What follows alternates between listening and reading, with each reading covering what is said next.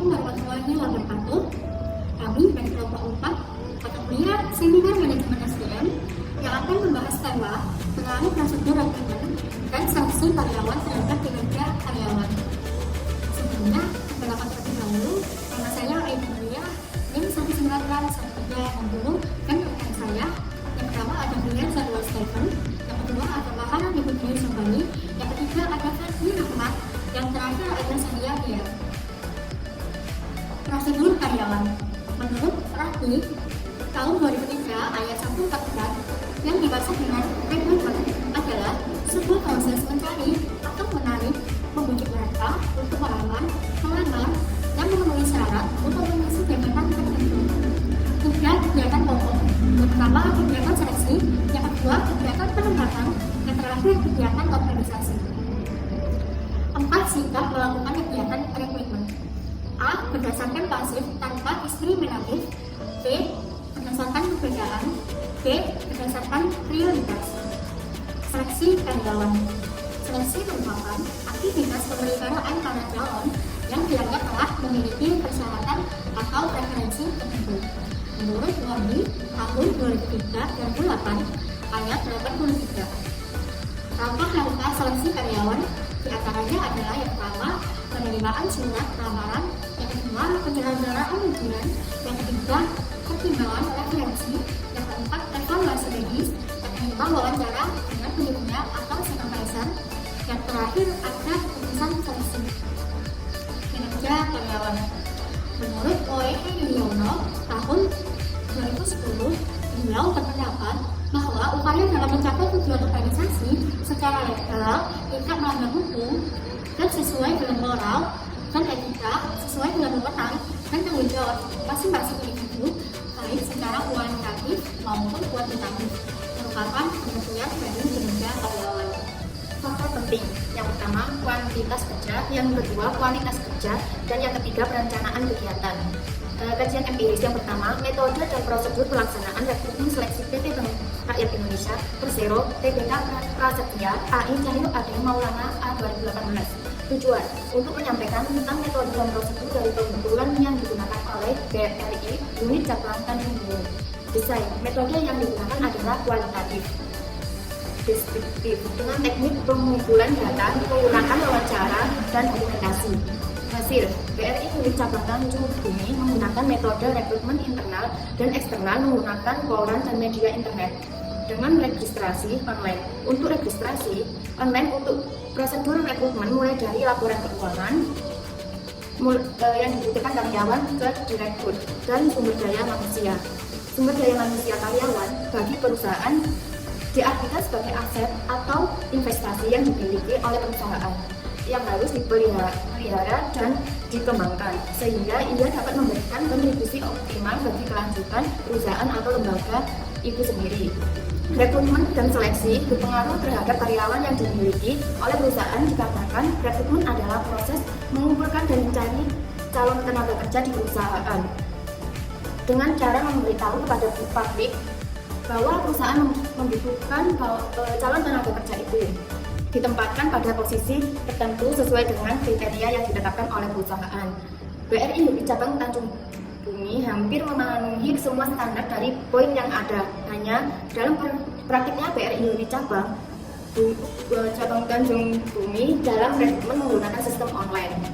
Alternatif yang digunakan oleh Bank BRI untuk terbilang sangatlah terbatas. Dengan tenaga casting, perusahaan menempatkan harga tenaga tersebut untuk mengisi bidang customer. Metode seleksi BRI untuk cabang Tanjung Bumi adalah metode seleksi administrasi dan metode seleksi manajemen. Yang kedua, pengaruh perencanaan SDM, rekrutmen dan penempatan terhadap kinerja karyawan pada PT PLN Persero wilayah Sulutemo, Noyer SBP, Rank I dan Bumbing Y 2017. Tujuan untuk mengetahui perencanaan SDM rekrutmen dan penempatan terhadap kinerja karyawan. Desain populasi dalam penelitian ini adalah PT PLN Persero. Wilayah Sulut Tenggo, sampel sebanyak 65 karyawan dari 181 karyawan. Metode analisis yang digunakan adalah analisis regresi linier ganda dengan menggunakan program SPSS. Hasil secara simulatan dan parsial perencanaan SDM, rekrutmen dan penempatan berpengaruh terhadap kinerja karyawan. Perencanaan sumber daya manusia dirancang untuk menjamin bahwa kebutuhan organisasi mengenal kebutuhan pegawai akan terpenuhi secara tepat.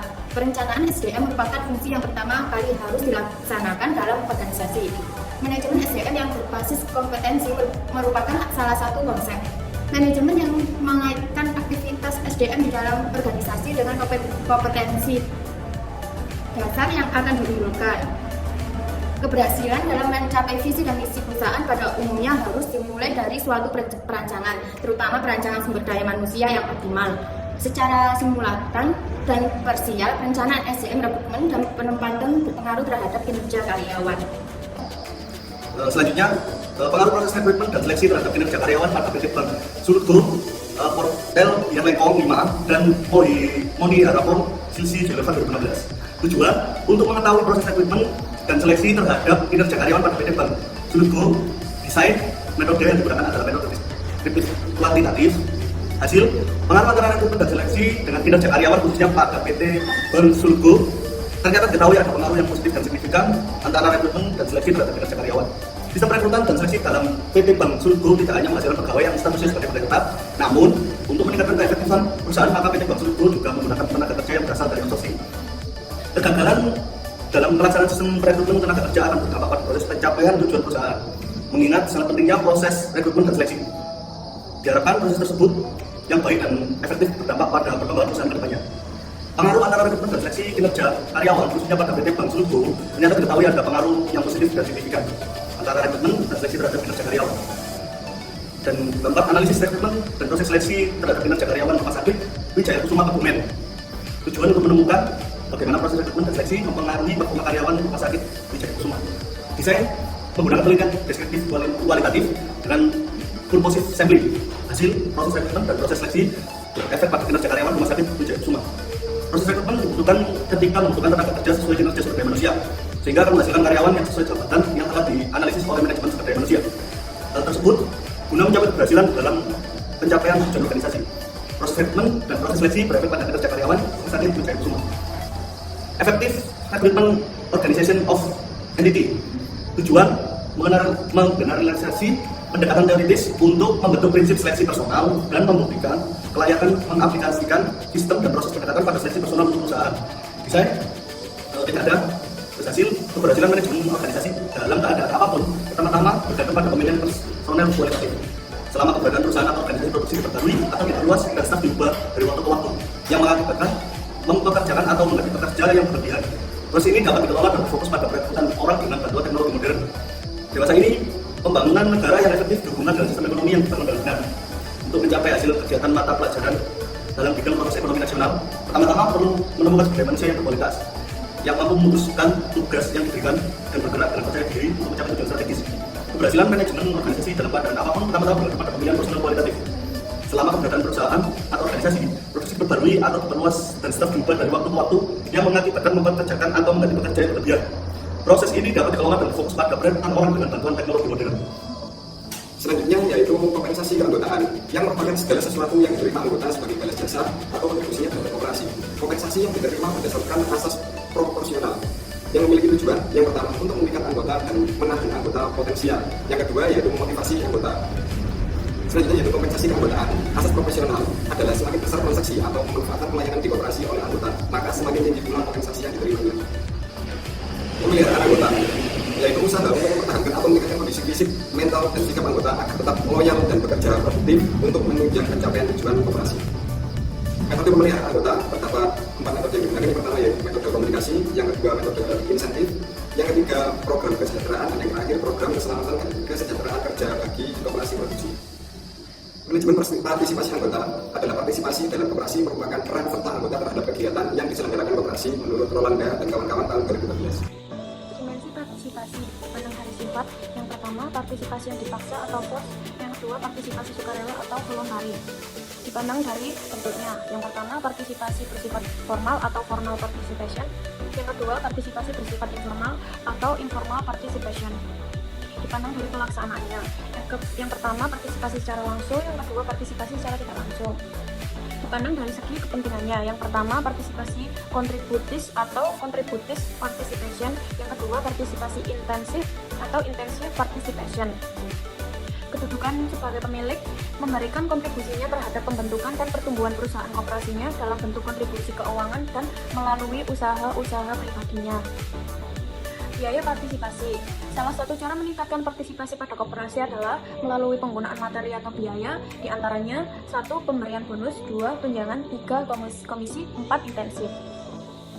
Kualitas partisipasi. Kualitas partisipasi sangat dipengaruhi oleh interaksi 3 variabel utama atau Ropke 2000, yaitu 1. Antara anggota penerima manfaat dengan program harus ada kesesuaian antara kebutuhan anggota dengan pelayanan atau output sumber-sumber daya yang disediakan koperasi.